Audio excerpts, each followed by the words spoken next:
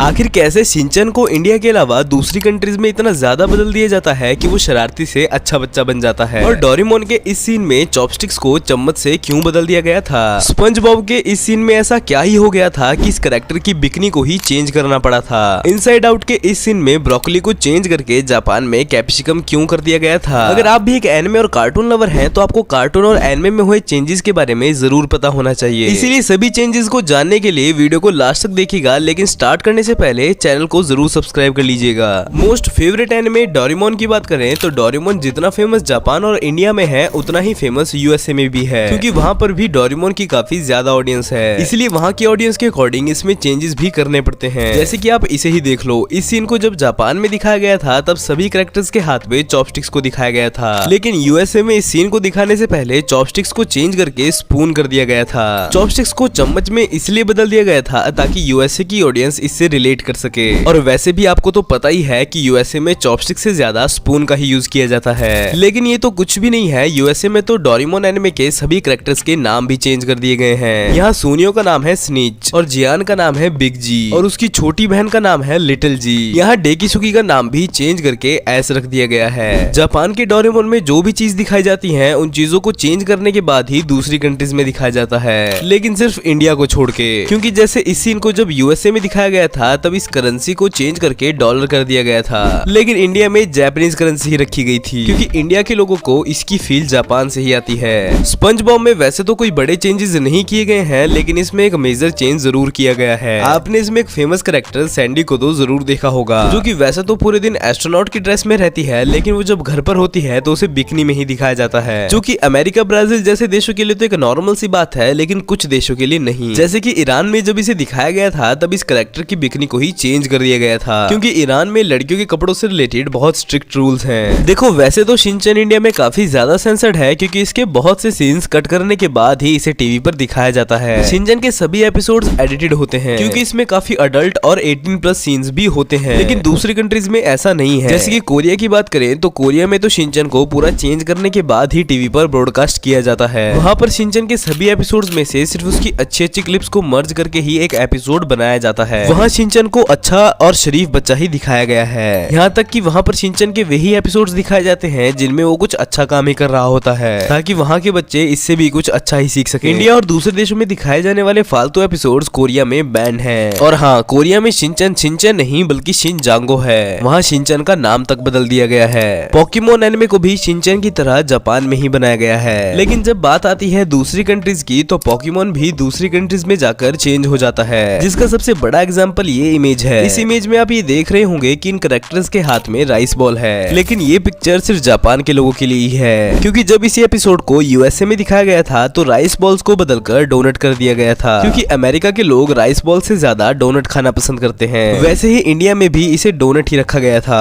क्योंकि इंडियंस भी डोनट को ही जानते हैं। ज़ूटोपिया मूवी में किए गए इस चेंज को कार्टून वर्ल्ड में किया गया सबसे बड़ा चेंज माना जाता है। दरअसल ज़ूटोपिया मूवी को जब लॉन्च किया गया था तब इस मूवी में कोई भी कमी नहीं थी जिसे चेंज करना जरूरी हो, लेकिन जब इस मूवी को दूसरे देशों में लॉन्च किया गया तब कुछ देशों ने देखा कि इस मूवी में सारे सीन्स तो सभी कंट्री के अकॉर्डिंग बिल्कुल ठीक है, लेकिन तब भी कुछ कंट्रीज ने इस एंकर वाले कैरेक्टर को चेंज किया, जिसे देखकर दूसरी कंट्रीज भी अपने देश के अकॉर्डिंग इसे चेंज करने लगे। यूएसए और कनाडा जैसी कंट्रीज में तो मेन एंकर बारहसिंघा यानी कि मूस को रखा गया था, लेकिन जापान में मूस को चेंज करके टनुकी को एंकर बना दिया गया था। ऑस्ट्रेलिया और न्यूजीलैंड में क्यूटी कोआला को टनुकी से बदल दिया गया था। ब्राजील में जैगुआर को मेन एंकर रखा गया था, और जहाँ तक चाइना की बात है तो चाइना में तो पांडा को ही एंकर रखा गया था, क्योंकि आप तो जानते ही हैं कि चाइना पांडा से कितना प्यार करता है। पांडा ही नहीं बल्कि इन सभी जानवरों को अपनी अपनी कंट्रीज में काफी ज्यादा पसंद किया जाता है। 2015 में आई मॉन्स्टर यूनिवर्सिटी मूवी में डायरेक्टर्स ने एक ऐसा चेंज किया था जो कि वर्ल्ड वाइड काफी ज्यादा फेमस हो गया था। इस मूवी में जब ये छिपकली जैसा दिखने वाला कैरेक्टर कपकेक्स उठाता है तो पता चलता है कि उन कपकेक्स पर बी माई पल लिखा होता है, जिसका मतलब होता है कि मेरे दोस्त बन जाओ। इंग्लिश ऑडियंस के लिए तो ये सब बिल्कुल ठीक था, क्योंकि उन्हें तो ये सब आसानी से समझ आ रहा था, लेकिन दूसरी ऑडियंस के लिए ये किसी पहाड़ से कम नहीं था। इसलिए हर कंट्री के अकॉर्डिंग इन कपकेक्स पर लिखी लैंग्वेज को चेंज करना जरूरी था, लेकिन इस काम में एडिटर्स को काफी परेशानी हो सकती थी और साथ ही में कपकेक्स भी कम पड़ सकते थे। इसलिए डायरेक्टर्स ने अपना दिमाग लगाया और बी माई पल की जगह सारे कपकेक्स पर स्माइलीज बना दिए, जिससे उनका ज्यादा टाइम वेस्ट भी नहीं हुआ। आपने एक ना एक बार तो कार 2 मूवी जरूर देखी होगी, अगर नहीं देखी है तो आपको बता दूं कि कार मूवी में बहुत सी कलरफुल कार कार्स को दिखाया गया है जो कि हम इंसानों की तरह बात भी कर सकती हैं। अब आप यही सोच रहे होंगे कि इस कार वाली मूवी में क्या ही चेंज किए जा सकते हैं, लेकिन भाइयों मैं आपको बता दूं कि इस मूवी में जेफ गोरवेटी ने आपकी कार को हर एक कंट्री के हिसाब से चेंज किया गया है। वैसे वर्ल्ड वाइड तो इस कार को येलो कलर का रखा गया था, लेकिन स्पेन में इस कार को कुछ ऐसा ब्लू कलर का कर दिया गया था, और यहाँ तक कि चाइना में तो इसे पूरा रेड कलर का ही कर दिया गया था जो कि चाइना के फ्लैग की तरह लग रहा था। अब हम बात करेंगे आपके और मेरे favourite Oggy and the cockroaches के बारे में। मैं आपको पहले ही बता दूं कि दूसरी कंट्रीज में इसे बिल्कुल भी चेंज नहीं किया गया है, लेकिन हमारे इंडिया में इसे पूरे 3 बार चेंज किया जा चुका है। सबसे पहले जब इसे 2009 में इंडिया में पहली बार लॉन्च किया गया था तो इसे निक चैनल पर पहली बार दिखाया गया था, जिस पर इसके कैरेक्टर्स की डबिंग सौरभ चक्रवर्ती ने की थी। ये कॉकरोच मेरा पीछे क्यों छोड़ दे भैया? अरे कॉकरोच हो, मैं तुझे जिंदा नहीं छोड़ूंगा। भूख लगा मैं हूँ। अरे तुझे क्या, मुझे भी भूख लगी है भैया। कॉकरोच पार्टी जिंदाबाद। ओए लेकिन 2012 में ऑगी एंड द कॉकरोचेस में एक बड़ा चेंज किया गया था, मतलब कि इसके राइट्स कार्टून नेटवर्क ने खरीद लिए थे, इसलिए इसके डबिंग आर्टिस्ट को भी चेंज कर दिया गया था। जहां पहले सौरभ चक्रवर्ती इसकी डबिंग करते थे, वहीं कार्टून नेटवर्क पर संजय केनी को ये काम दिया गया था।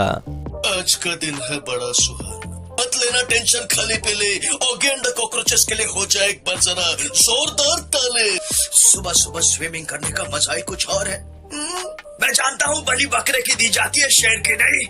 सीधी तरह से ऑगी को छोड़ दे, पूरी टपलू मेरा नाम। फिर इसके बाद इसमें तीसरा बड़ा चेंज 2021 में किया गया, क्योंकि 2021 में इसकी नई सीरीज के लिए मुवीन सौदागर को डबिंग के लिए कहा गया था, जिन्होंने अब तक की 2 डबिंग्स के कंपैरिजन में इसमें सबसे ज्यादा चेंजेस किए। जहां पहले नरेटर की वॉइस नाना पाटेकर की थी, वहीं अब इसे भी चेंज कर दिया गया था। मैं आपको पहले ही बता चुका हूँ कि हर कंट्री के अकॉर्डिंग एनिमे और कार्टून में चेंज करना कितना ज्यादा डिफिकल्ट होता है, लेकिन अगर डायरेक्टर्स मॉन्स्टर मूवी जैसे दिमाग वाले हों तो कुछ भी मुश्किल नहीं है। वो मैं इसलिए बोल रहा हूँ क्योंकि टॉय स्टोरी नाम की मूवी में भी डायरेक्टर्स और एडिटिंग टीम ने अपना पूरा दिमाग का इस्तेमाल किया है। टॉय स्टोरी मूवी में एक सीन है जिसमें बज इलाइटर नाम के कैरेक्टर के पीछे यूएसए के झंडे को दिखाया जाता है। ये सीन यूएसए की ऑडियंस के लिए तो सही था, लेकिन दूसरी कंट्रीज का क्या? इस मूवी के क्रिएटर्स ये जानते थे कि इस सीन को दूसरी कंट्रीज के फ्लैग के अकॉर्डिंग चेंज करना इंपॉर्टेंट है, लेकिन वे ये भी जानते थे कि हर देश के अकॉर्डिंग फ्लैग को चेंज करने में काफी ज्यादा पैसे खर्च हो सकते हैं। इसलिए उन्होंने दिमाग लगाया और फ्लैग की जगह इस सीन में अर्थ को ही रख दिया, जो कि हर देश के लिए बिल्कुल ठीक था।